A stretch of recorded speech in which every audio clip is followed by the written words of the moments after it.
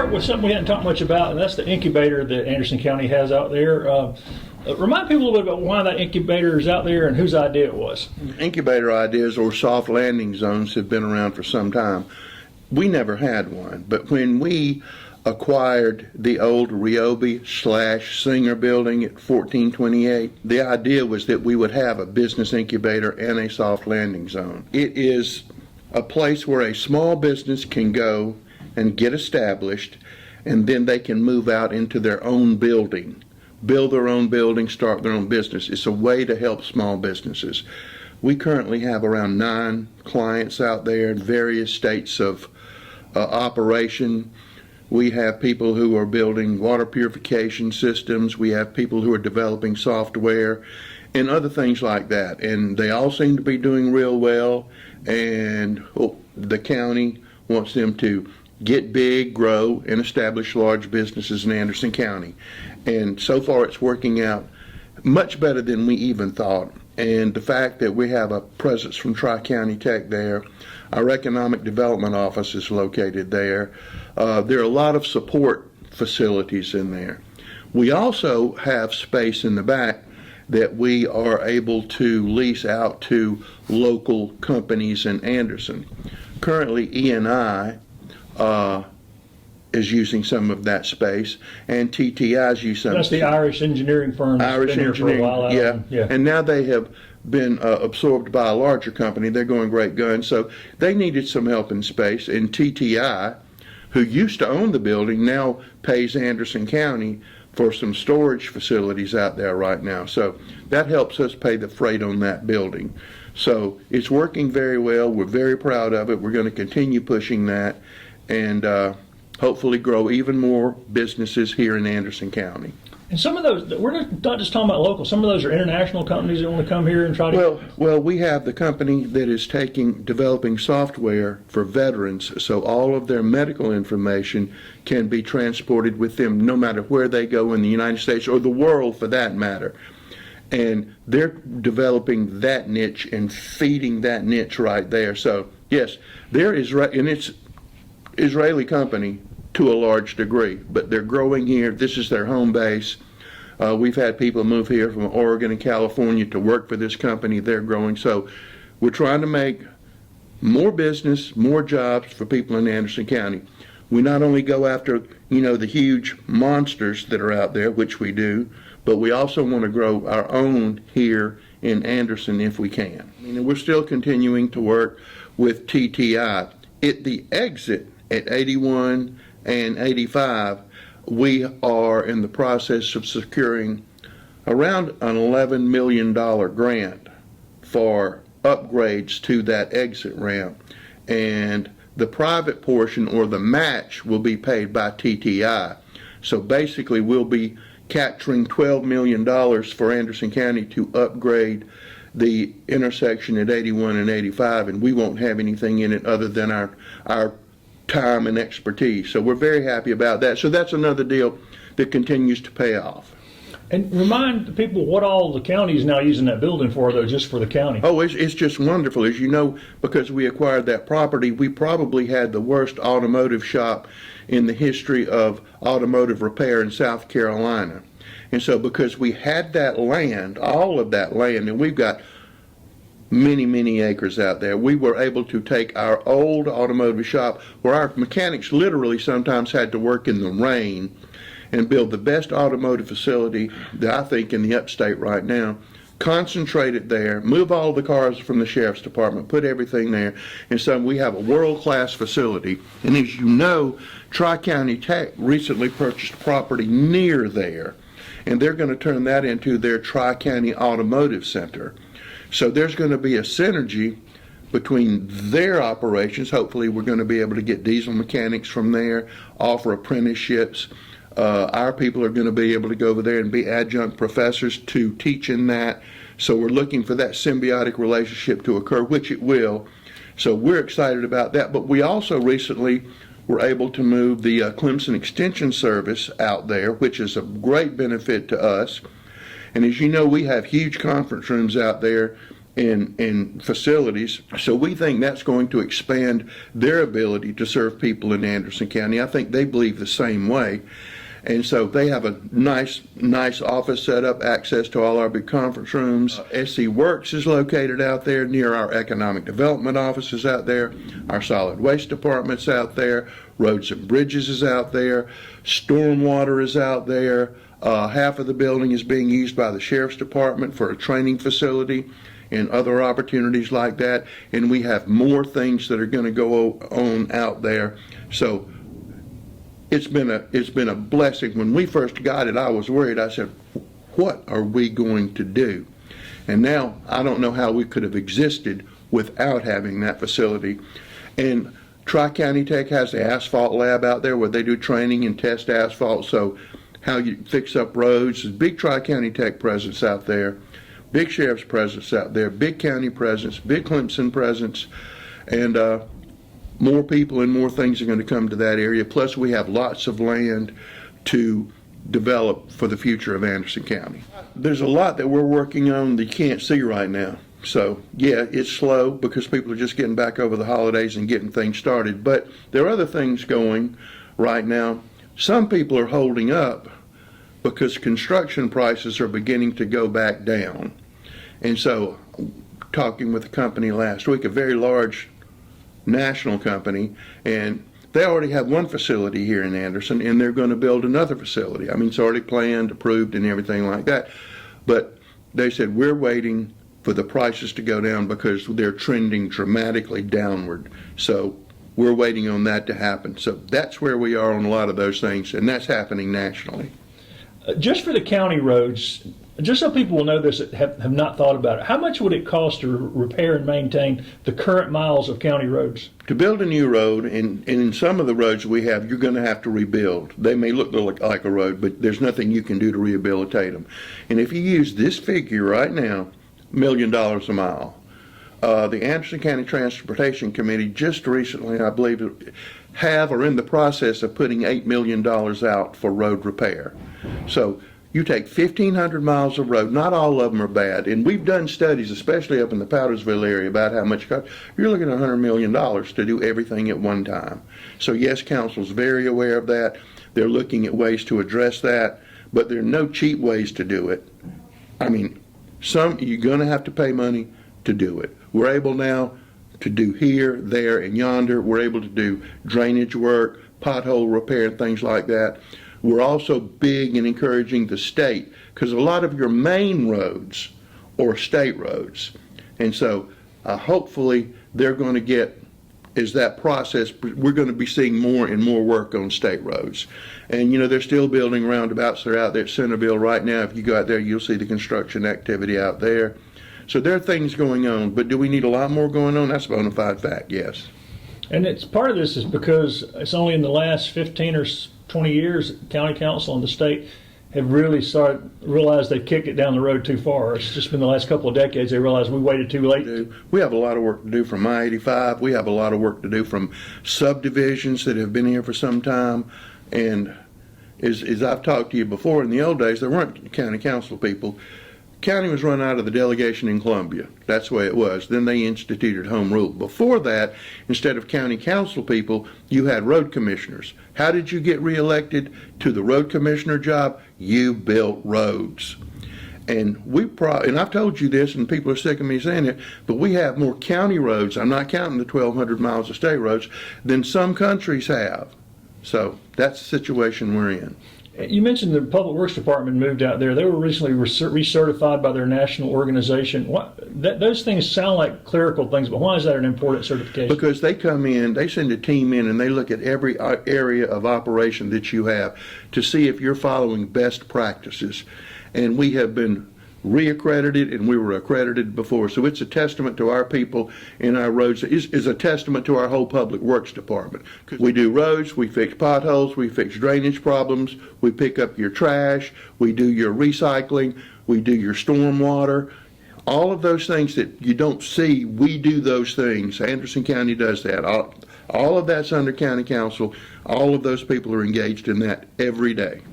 It's an independent group that comes in and looks over your shoulder, and there are people who haven't been reaccredited, and there are people who can't get accredited. So that's testimony. Holt Hopkins has always been big in making sure that we did that. So, and County Council has supported that from the get-go. Let's try to be the best we can.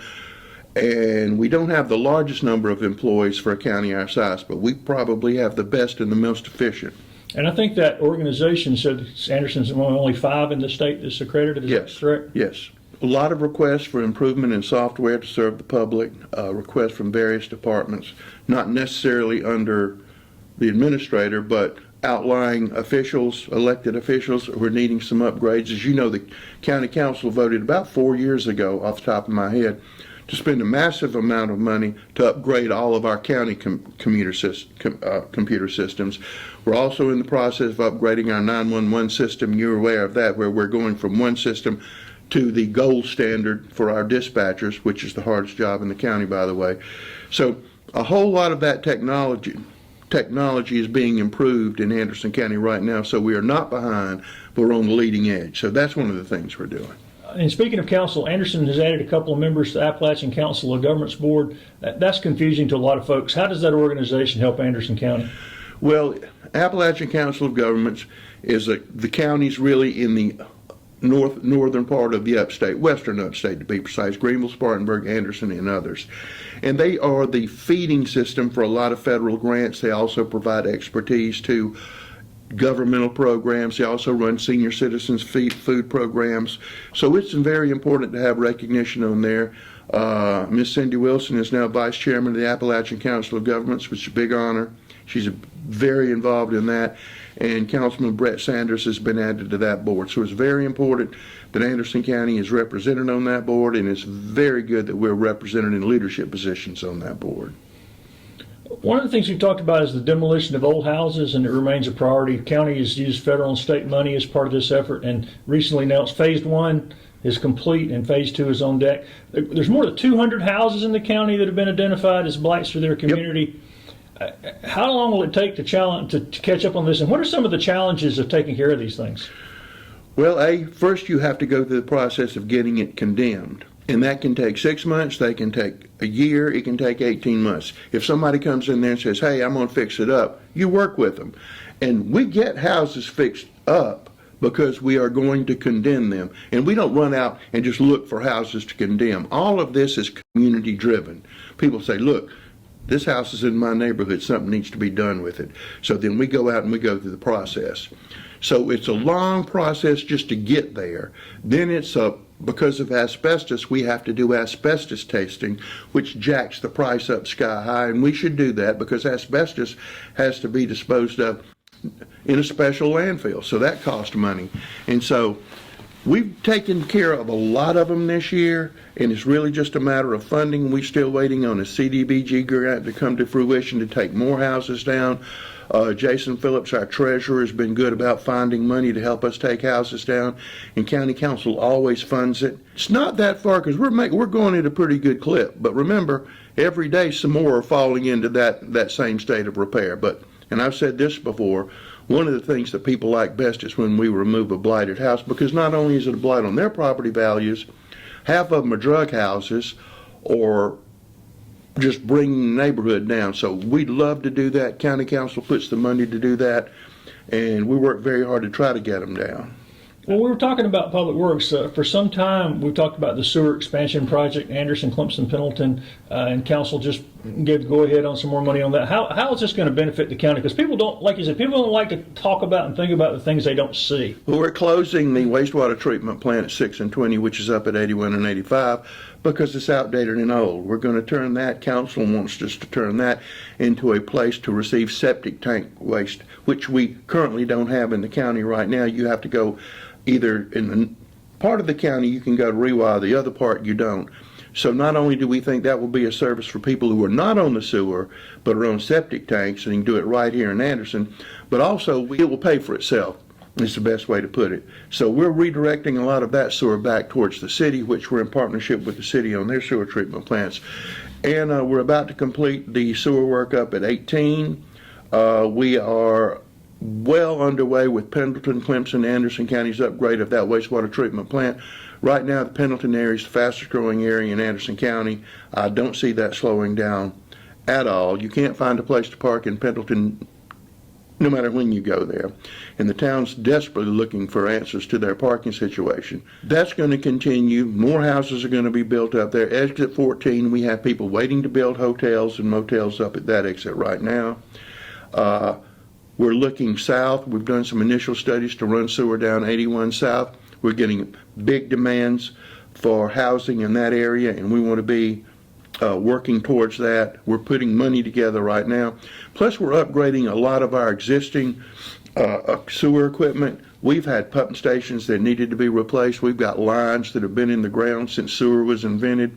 So, council has authorized us to spend around $32 million. A lot of this is money that we did with a bond or money we received from the federal government. We're still waiting on more money from the state and federal government to do more. And so it's very active.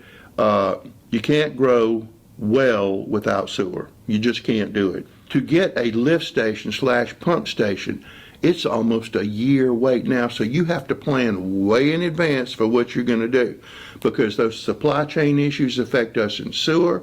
They're affecting that air conditioner out at the Civic Center, getting parts for our automotive shop. And remember, our automotive shop keeps all of your sheriff's department cars going, every vehicle in the county. Plus, we do a lot of work for the surrounding towns, and a lot of things we do when we have equipment that we don't need, we give those, Anderson County Council give those to the smaller towns to help them with their budgets, because they're Anderson County citizens too. So yes, supply chain issues are not just only affecting us, but they're affecting I everybody. think end of the year, council identified the designer of the new detention center. Yes. Are they in regular contact with you guys on the progress of the design? We have meetings all the time. Right now, we are battling the high cost. We're trying to get as many beds as we can. We're hoping those costs continue to come down before we bid the project. We are also looking for other sources of funding for the jail. We've identified a few that we can use. We're also looking at the possibility of using some of our opioid money in that direction, but we've got to get clarification on that. But we're also looking to use our opioid money on some other issues that would benefit citizens in Anderson County. That's what we've been charged by County Council to do. So still looking at 2 to 3 years to have it built? Easily. The whole healthcare situation in Anderson County is changing. You know, ANMED's moving a lot of the things from 81 back to the central hospital. They're fixing to build that new emergency hospital up on 85. I think 86 is going to be a huge boom to help us take care of people in Anderson County. Just a lot of plans like that. What we hope to get to is what you call community paramedic, where we're not only just rushing to you when you're in a wreck or you fell down or you're having a heart attack, but we actually can go to your house. Say you have extreme diabetic. We can go to your house and make sure you're taking care of your medicine, monitor you in your home, make life better for you, and maybe keep you out of the hospital. That's where we want to go. That's where I think the whole country's going to go. And we're doing just maybe 0.5% of that, but we need to ramp that up big time. Yeah, that follow-up in healthcare has been missing forever. Missing forever. We need to fill that gap. And they say it will reduce calls, too, to the emergency. Well, we receive a great number of calls, because people didn't take their The same medicine. people, too. Yeah, because they didn't take their medicine. No fault of their own. Sometimes if you don't take your medicine, you can't remember to take your medicine. Hopefully this will fill in those gaps. The East-West Parkway connector track between AdMed and 81 North and the Civic Center, it seems to have stalled right at the finish line. They went gangbusters. Any idea why those bridges have just been sitting there unfinished since before Christmas? I can tell you why. Just the same thing with everything else in construction. Rain. We've had rain that we haven't had in 100 years. And so rain stops, and people say, well, it was raining yesterday, but the sun's out today. Well, it can take 5 days to dry out so you can go back in there and begin work again. But the way it's been going around here, we'll get to the 4th day and then the skies open up again. So rain's holding everybody back up, and there's nothing we can do about it. Well, the Civic Center announced Darius Rucker concert. It's a charity concert in June. Any other concert announcements for out there? I think people are going to be surprised who we have at Celebrate Anderson. One of the things I'm most excited about with Celebrate Anderson is that the Cancer Association is partnering with the county. So the balloons are coming back to the Civic Center. We're going to incorporate the two events together. So we'll have balloons, balloon rides. We're going to have rides for children. So instead of it just being Sunday, we're going to have the Balloon Fest, and it's going to be Friday and Saturday and Sunday filled with activity, and it's all going to come together, and we're going to raise money for the Cancer Association through the Balloon Fest, and we're going to have a really good concert this year at Celebrate Anderson. And yes, we have other people that we're looking to bring in because we have our new stage now, and so that's really making a difference. We're also looking, and we have to find the money for this, and not through the taxpayers, but we need some seating out there, some permanent seating, because not developers, but promoters will tell you those premium seats, usually that's where you get the money to book the artist, by selling those premium seats. So we're looking at doing that right now. We're also looking Sponsorships for that, maybe? sponsorships, but we've already received a great deal of help from Upcountry Fiber because they put all of the fiber around the whole Civic Center at no cost to us. And now they're doing this charity concert with Darius Rucker, and the tickets are going very well, and it's going to be incredible. I mean, they're not sparing any expense to raise money for charity. They've been great partners with the county in running broadband from the north and from the south, so we're looking forward to that, but there's a lot more coming. Green Pine's getting ready for a busy season. I mean, I know they don't have any weekends free, really, but any updates or upgrades at that facility people need to know about? What we're doing right now is, Green Pine's on septic tank. So we're working with a developer who wants to run sewer to his project, and we're going to partner with him to run sewer to Green Pond. Plus, we're doing massive electrical upgrades out there. Plus, as we talked before, we want those two host sites so we can have somebody at Green Pond all the time in a camper, and it could be a voluntary situation, so somebody can watch that property 24 hours a day, 7 days a week. So those are the things that we're doing right now. Plus, there are other things that we're looking at. The county, the sheriff's department, emergency management, we're fixing to get our first real true fireboat. We would like to put that out at Green Pond because it's centrally located on the lake. But that's a fireboat, it's a rescue boat, it's all of that. So that's one of the things that we're looking at doing now. The council's very interested in. But we've also had a lot of meetings this week. We're doing recreation study. We've got 1.5 left to do, so we map out all the recreation needs for the county. Then that gives us a roadmap of what to fund. We're closing in on money for the playground at the airport. We've received massive private donations for that project, and legislative delegation has helped us some, and we've received smaller donations for that. So hopefully we can have that out there by the summer. But there's lots of stuff going on in recreation and a huge demand for recreation. And those master plans, once they're all done, is there going to be a big event to let everybody see? Well, we're going to put them up on the website. Probably will be a big event to say this is what people have told us they want. This is not us coming to tell you what you want. This is what we're hearing from these groups. What about other Hartwell Lake related news that people might?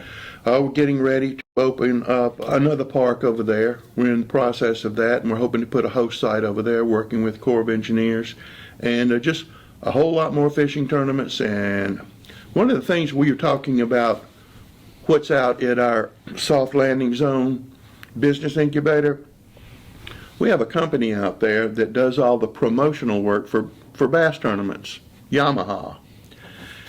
There's probably more outboard motors in that shop out there right now. Probably cost $20 million. But this is their central staging area now here in Anderson County to go to all the other bass tournaments and fishing tournaments around and do the promotion. And we're hoping that little startup is going to lead to even more interaction with Yamaha. So that's one I mentioned, but one I'm very excited about. I hear they have some huge outboard motors out there. The one that I saw, I remember forget the horsepower. I said, how much? 450, wasn't it? Yeah. I said, how much does that cost? He said, $45,000.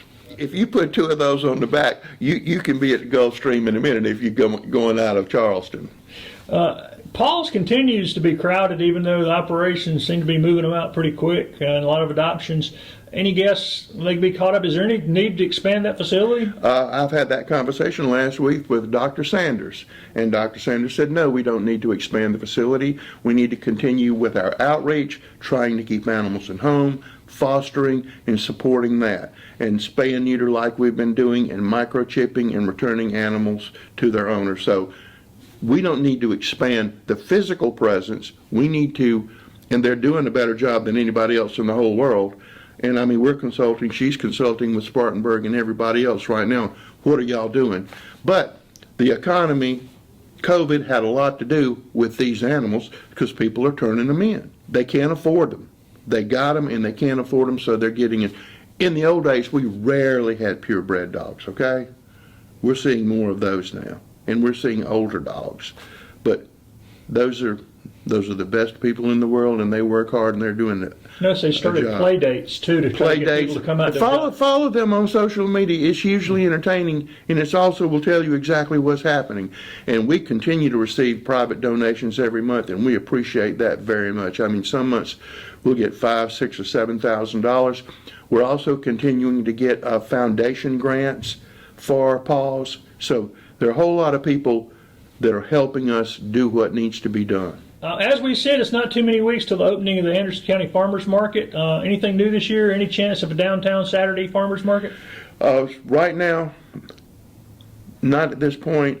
Sharon Nicometta, who does a wonderful job running the farmers market, is getting geared up. I know they're going to have music at the market again like they did before, and a couple of other wrinkles like that. I think we're going to have a whole lot of vendors. We've got a lot of younger vendors coming in, and we've got our mainstays that really make the market run. So we're excited about that. We're excited about the weather turning. So I think we're going to have a really good year at the farmers market. I know we are. And that change 4 or 5 years ago to get farmers in here really worked. The change to reflect the other farmers markets really. To reflect the other farmers markets. Right. What else are you working on that you want the public to know about? I mean, we're working on 18,000 things. We're still working on mental health court, which is real big. Is that coming pretty soon? I mean, I know that. It can't come soon enough, but that's working well. Trying to fit the veterans court in there with it too. They're intertwined to a big degree. We're doing that. Cordell Maddox is doing that, right? Yep. And we're very interested in what's going on in the Saluda River. They're working at Dolly Cooper right now as we speak. We need more pickleball courts. We have just a host of things that we're doing that I can't even remember everything we're doing. All the big tournaments, the first women's girls wrestling tournament in the States. And that's coming up, and then that goes into the air conditioner. You're going to have all of those young women and those young men in there, and we got to figure out a way to keep Maybe them it'll be a cool day. I'm hoping it's going to be a cool day, because I mean, and you try to time these things going back to that supply chain issues, and you just can't. But that's going well, and again, like you just said, it's the first time that girls are going to be there, so we're going to have an even larger crowd, and that's always puts more people in hotels than anything you can imagine. So a lot of things are happening in Anderson County. A lot more things are happening in Anderson County. A whole lot more retail people are looking at Anderson County. We've hit that magic threshold that things you say, well, they've got that in Greenville. Well, pretty soon you have to find another reason, because you're going to have a lot of those here. So we're really excited on the commercial and retail side of things that are coming up.